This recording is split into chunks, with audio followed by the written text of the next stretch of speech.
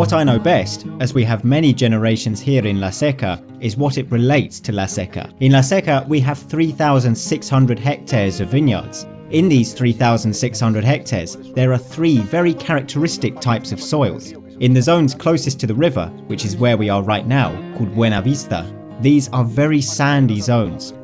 Then, in the highest parts of the location, we have a calcareous area. And there is a third zone that is clay. In the sandy zones, we find wines that are more perfumed, with less longevity, and are more feminine. These wines have a shorter evolution time, reaching their peak earlier in the evolution curve. This kind of soil allows us to express what the Verdejo from Buenavista really is.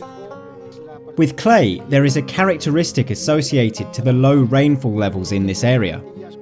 When it rains in winter, the clay subsoil stores the water and provides it back to the plant in the summer. In every hot and dry summer, the clay zones look much fresher and they withstand the summer much better. There are two very important times, one in the spring, in April, where we can get sudden frosts and the vine is already growing. The rolling stones get warm during the day and transfer this heat to the plant during the night. This is when in the rest of Castile and Leon, there has been a big frost and everybody has been affected, and here we practically don't notice it. Another important moment is in August. As you know, we have very large changes in temperature between day and night.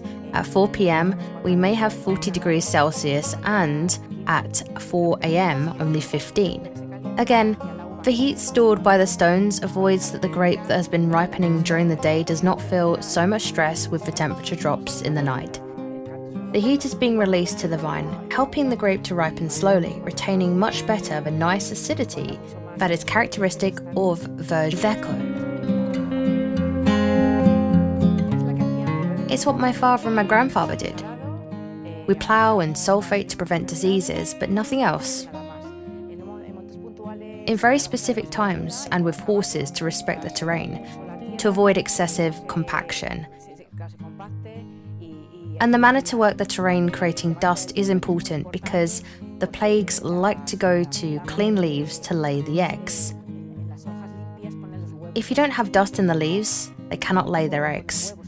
This is another way to prevent diseases. This is an ancestral process, and this is why we use horses, as they create more dust than tractors. Do you have the ecologic certificate? Yes, it is a bureaucratic thing, but we have it here and in the winery. But it is by conviction. We always done it. In our vineyards, we have never had synthetic treatments. It is all natural. In some times during the season, the vineyards can be attacked by animals. For example, hares during budding or rabbits at other times. What we do, not with the peregrine, but with other falcons that we have, is to catch the animals and move them to another area where they don't cause problems. With the peregrine falcon, there is a time right before harvest where starling birds come from Europe. We call them tordos. They arrive in big groups that can eat a whole vineyard completely. What we do is to run trained flights with the falcons. When the starlings see the falcon that can attack them, they move to other areas where they feel safer. These are intimidating flights. It is said that it is the only bird that made kings kneel down. When a falcon has caught a piece, you cannot approach it in any haughty manner. You need to kneel down and move very carefully so the falcon doesn't feel attacked. It is the only one living being to make kings kneel down. Verdejo and Viura are ancestral varieties in La Seca. Our vineyards are very old and we continue with these two white varieties. Tinta Fina, which is the adaptation of Tempranillo to the Duero, we also work with it here.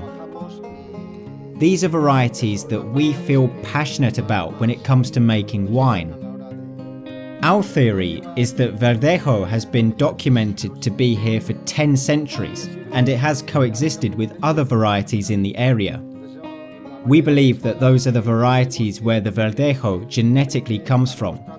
One is the Savagnin, which comes from the north of France and north of Europe, and one from the Iberian Peninsula, which is also in risk of extinction, which is the Castellana Blanca.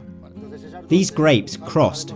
We don't know where or when, but we believe that it should have been around this area where Verdejo was created. Genetically, it is known that it comes from these two varieties.